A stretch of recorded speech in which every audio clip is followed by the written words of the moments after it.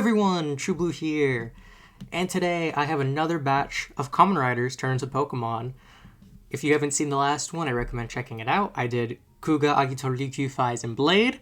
All of them I think came out phenomenal, and I gave them little moves, personalities, all that, so highly recommend that video. It was a ton of fun to make, and I also did Yokai Watch, but that's kind of unrelated. Anyway, I got the second half of Heisei Phase 1 here, so we have Hibiki, Kabuto, Denno, Kiva, and Decade all turned into Pokemon, all with their own types, and all that jazz.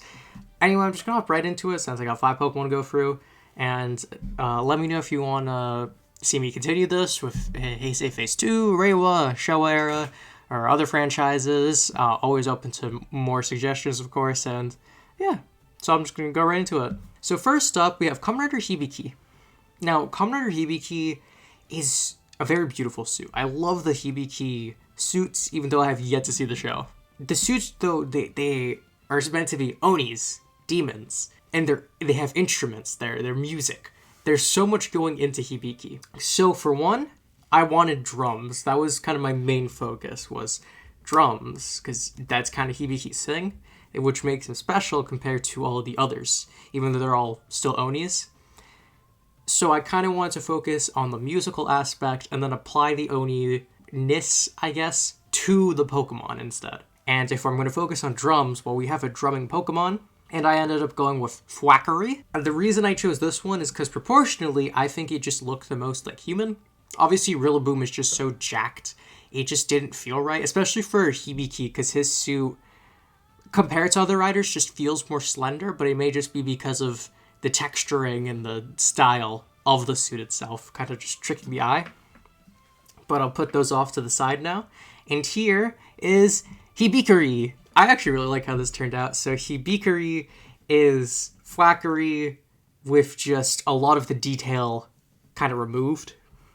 And I took the face area of Thwackery, this little yellowish bit, and I used that to shape the Hibiki kind of eyes silhouette area to create the Oni's face. He has a little Giratina head to represent a demon, and I even gave him his little drum on his belly. His sticks are on his back, just like Hibiki would hold them. Very simple. Again, it's colored completely as Hibiki would be. A lot less detail, of course, because the Pokemon style wouldn't have all those little ins and outs for a Pokemon like that. The hands, the clear red that shines on Hibiki's suit. He has little horns that go on the back of his head. You can see slightly. That represents the top of Hibiki's head and all the Oni spikes. I don't know. I think it came out really good. It's just so...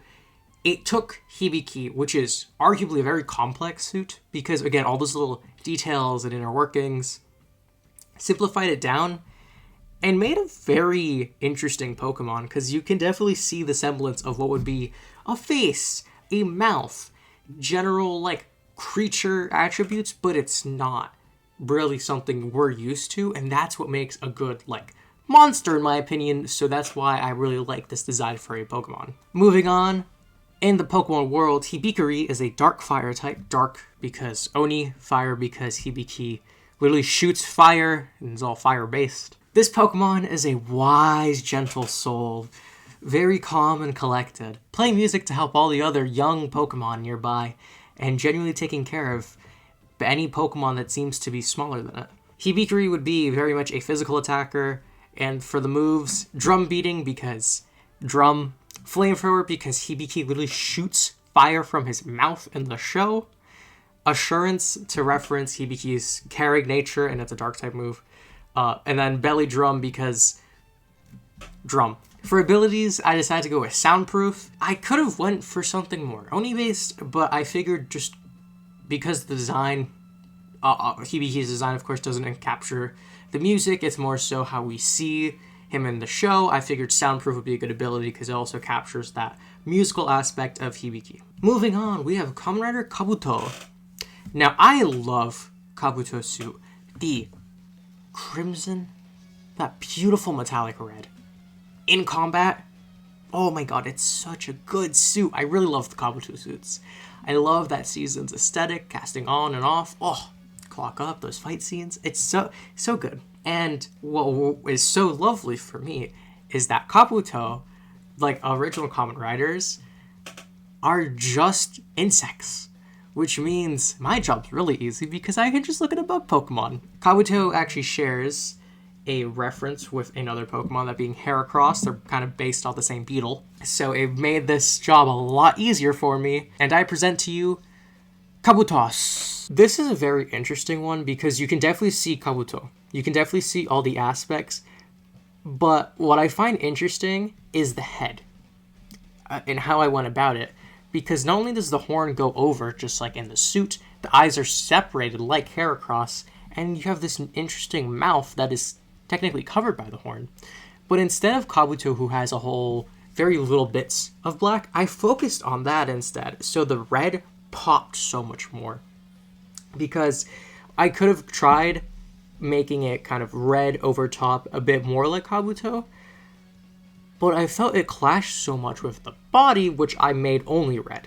The armor bits are represented by the red, of course, and that silver, and they pop so much more now because of that all-black head, which is a very big focal point of this Pokemon, because Heracross is just, it's kind of what you see with the horn and the head, of course. The design itself is very much a slimmed-down version of Heracross. It removed a little, like, extra bits hanging off, kind of slimmed him down a little to get this. And of course I had to redo the horn to make it more in Kabuto shape than Heracross's, but it's such a simple way to take a Pokemon and a Kamen Rider and make this new design. But I think this is probably the best one I've done up till now. Like, it's so solid. It really does have a mix of Heracross and Kabuto. It has a mix of the aesthetics in such a nice way. And I just really love how it came out. So that's why I'm like kind of bragging about how I like this so much. Now for in universe, Kabutos is electric bug type. All the Kabuto riders have like electric effects, even though they don't really have like electric properties. They just have a lot of like static around them and their super speed. So I think electric typing works. Of course, clear why it's an insect. Kabutos is a rather arrogant Pokemon. Every Kabutos always points up and spouts nonsense they've heard from other Kabutos. It's kind of a whole running thing with them. Every single one of them just has all of this wisdom, and then the source of the wisdom is just another Kabutos. There is no origin in which the Kabutos have got their wisdom. They just have it. So Pokemon go to them for it, even though most of the time they don't actually ask for it. Now, for moves, I gave Rolling Kick. Fun fact, if translated properly, this would be just a roundhouse kick. And guess what kind of kick Kabuto does in his Rider Kick? Also, probably the best Rider Kick, because it's so raw. Thunder Punch, because again, that static that appears in all of his finishers. Just a good bug move to represent his fast movement in combat, since obviously all the Kabuto riders are very much fast and speed-based combat. So Skitter Smack. And then, to reference again Kabuto's always referencing what his grandmother said, I gave Judgment, because it's fitting. For abilities to reference the whole kind of clock up and being super speed, I gave Quick Draw. This enables a Pokemon to move first occasionally. It's Galarian Slowbro's ability. And I think it's fitting for the Kabuto riders, just in general, if they had an ability like this, where just on certain terms, they would theoretically be activating their abilities and be moving faster. So, of course, they're going to go first. It is just kind of the nature of what these riders are. So it works well for kind of this whole season, but for, of course, this Pokemon specifically, I gave Quick Draw. Now, for longtime fans, you would know my favorite season of Kamen Rider is Kamen Rider Den-O. I loved watching through Den-O, the movies, all of the cameos, so many cameos. Den-O never goes away, no matter how long you wait. Momotaro's always shows back up. Because of that, this was very special for me. But on top of that, this is the hardest one I had to design because Den-O is based off of trains, and it has, like, it's so weird aesthetically. It is such a weird aesthetic. Time-traveling train, the Onis that possess a human host.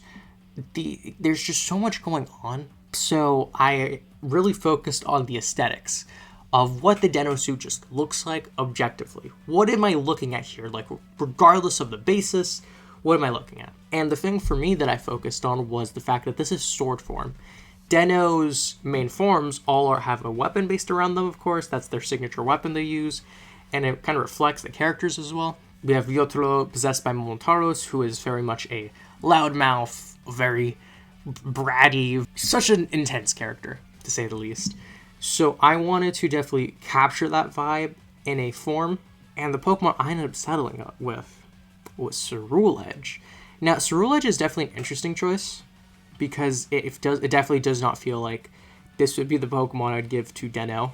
But, for one, the Sword Hand I thought would work so well for Den-O's sword, because Den-O almost always has his sword in combat. There's never, like, hand-to-hand fights. So it makes sense that the sword's just there. On top of that, I love the armor, because it felt so... In my brain looking at it, it felt so clear to me how I could turn that into Den-O's style of armor. So I'll move this to the side, and we have Den-Edge. This is probably the coolest one, just speaking. This is probably the coolest one that I did, and it definitely feels like Den-O. The thing with designing this in particular was I wanted to capture the fact that Den-O's forms are all built in to that chest area. So I have that line going down, that clear dividing line that could flip open. You can't see the back, of course, but like there would be yellow on the back to represent when he goes axe form. That could then go on the shoulder. Like, I wanted to capture that, of course. And then the legs are mostly silver, because you don't see in the show because they're always focusing on, the top half of the combat. But the legs are just this clear silver, and it stands out so much in wide shots. So I wanted that to be a very big point of this as well, which is why I kept the legs so prominent as they are on Ceruledge. The big thing for me is the head. The head looks so crazy compared to both Den-O and Ceruledge. I kind of took Ceruledge's general shape and applied Den-O's color scheme and just kind of worked with the shapes till I got a good silhouette. This definitely reminds me more of like new Den-O and that suit and how it's designed, but overall it does definitely feel like Den-O. It feels like a lot cooler version of Den-O, which new Den-O definitely feels like as well. So I did good in some areas, but overall I think it's a very solid Pokemon design. I think it's definitely a bit much for what a Pokemon would be, but so is Ceruledge, so I think it's fine. Now in universe, Den-Edge here is the personality Pokemon. This Pokemon will just randomly switch personalities. Sometimes it's a very clumsy, charming little Pokemon, and sometimes it is a loudmouth, very quick to battle and very rough around the edges. No one actually understands the psychology behind a Den-Edge. The brain of a Den-Edge is just so insane, but we all love Den-Edge. Now, because I had such a focus on the forms, that then carried over to the types. So Steel would kind of be the general type for all the Den-O forms, and then the secondary type would be representative of the possession. And going off Momentaros again, I did Fighting, just because of his personality. For moves, Revenge, because Momentaros again, he's very quick to, if he is knocked down, he's coming back up and he's throwing a punch because he's upset. To represent the Sword, of course, Behemoth Blade for like a big dramatic finisher, of course. Stomp, because Den-O's always stomping the ground and just being upset. And then Swords Dance, Swords Move. For abilities, here's a new one. Ore Sanjo! When sent out, this Pokemon will gain a random stat boost or drop. This feels very fitting for Momentaros and Den-O. They just kind of come out, they do their thing, and like sometimes it's good and sometimes it's bad, and we don't question it. Wake Up! That's right, Kamen Kiva. So, Kiva is a very interesting suit because it's an aesthetic I don't think we have seen in Tokusatsu, like since of this gothic overall aesthetic. And Kiva himself is such an interesting suit, especially in like the early Heisei as well, with the chains, that red, the eyes, the beaming yellow eyes. Just overall the suit, it's such a beautiful suit. Like I can't talk about how much I love it enough, but like I really love Kiva's aesthetic as well. It's so good. But because of his gothic aesthetic, I wanted to lead into that more. So I'm looking at the bat Pokemon, Golbat, Crobat maybe, or maybe we'll go a bit further, Noivern, who is, again, evolved from Noibat. They're all these bat Pokemon, but none of them fit. None of them just felt rider enough. And the thing is, Kiva, while I was originally going to focus more on, the wings of what this Pokemon would have, if it was, Noivern or Golbat, the thing was, Kiva predominantly has his leg chained up. And that is the biggest part of the suit, in my opinion, is that chained up leg, because it's very symbolic, of course, all of the chains on Kiva. And I wanted to capture that, of course, but I can't do that with Pokemon whose legs are not the focal point. So I need to find a good balance. And then I remembered another bat Pokemon, or bat adjacent. It's very weird. Anyway, Gligar, bat adjacent, I will say. They are based off of bats, to my knowledge, but are they really? They don't look at, they just seem so off in comparison, but there's also no reason, so whatever. But I ended up sticking with Gligar because he's the only one who actually proportionally made sense to me. The leg to body to hand ratio. Everyone else kind of felt so focused on the upper body, and the lower body was an afterthought. And here I present to you Kivar. So I already mentioned the challenge of kind of finding just a basis for this design. Now that I had Gligar, the issue is kind of shaping it to be Kiva. Especially the head. Because Gligar had those prominent, horns, ears. And Kiva had those prominent eyes. So I kind of merged the two and just extended the eyes a ton to give Kiva's signature eyes. And the head overall, you can still see where the mouth would be, which is this silver bit, but it's now split to now mimic those undertones of the eyes, that black that makes the yellow pop more, that kind of silhouette that forms the mouth, of course. So the head itself is already this whole thing, but the body too, I really wanted to capture, again, Kiva's main chest. I wanted to try getting the shoulders more, but it's just this artwork and just the proportions just did not lend itself very well. So there's just little chains. You can also barely see it, but I did have it. So his collar, he has a popped collar because Kiva also has a very prominent collar. Again, there's just so much detail in Kiva's suit. The leg personally came out, in my opinion, the best. All those little chains around, thank you Delmise. I just extended that little ankle bit to create that effect, and overall I'm very happy again with how this turned out. I really love Kivar. I love how this whole suit ended up turning out. A little popped collar too, if you can even notice that. Anyway, in universe, Kivar here is an interesting Pokemon, to say the least. Accidentally very scary. It tends to just kind of show up at places, and a lot of people are very scared of Kivar, but it's all by accident. Kivar never actually intends to hurt people or really scare them. It is more so just by happenstance of their looks. Kivar is actually a rather childish Pokemon and very much a caring Pokemon. It's just the looks can be deceiving. For types, I gave Steel to reference, the chains and all of that stuff. Dark type for the aesthetic. For moves, Bite, because that is quite literally how Kiva transforms. Heavy Slam and Sky Drop to reference the Rider Kick, which is just insane and typically is a very large drop, to say the least. And Nightshade, because when Kiva actually does a finisher, the whole sky goes dark. For abilities, I got Hell's Gate.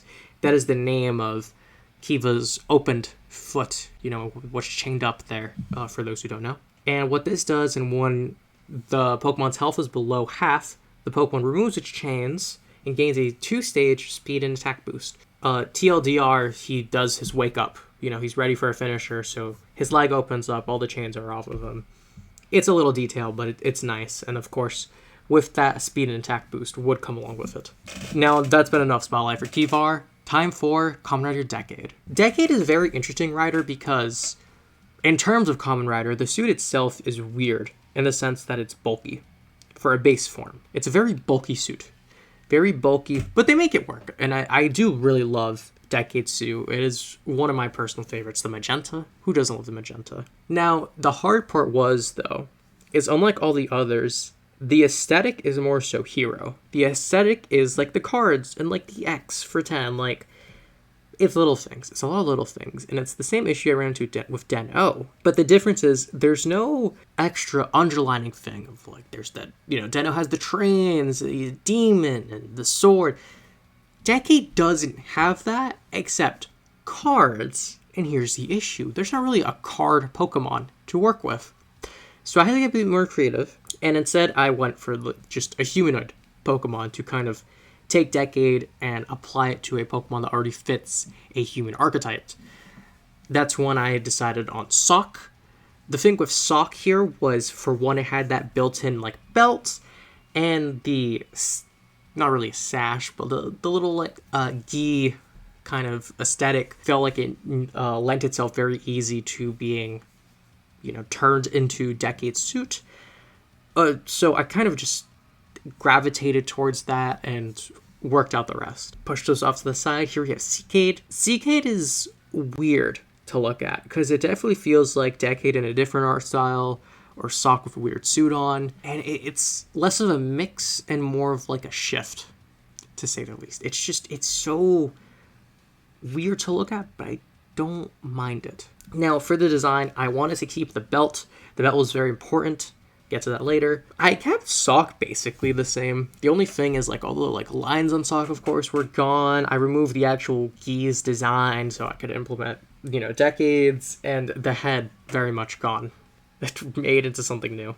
For the body, I did keep that kind of split with the Gi to get those different colors of Decade. The arms, I feel like the arms should be like more pink, but turns out they're actually not. There's just little bits of pink, of like extra bits sticking on them.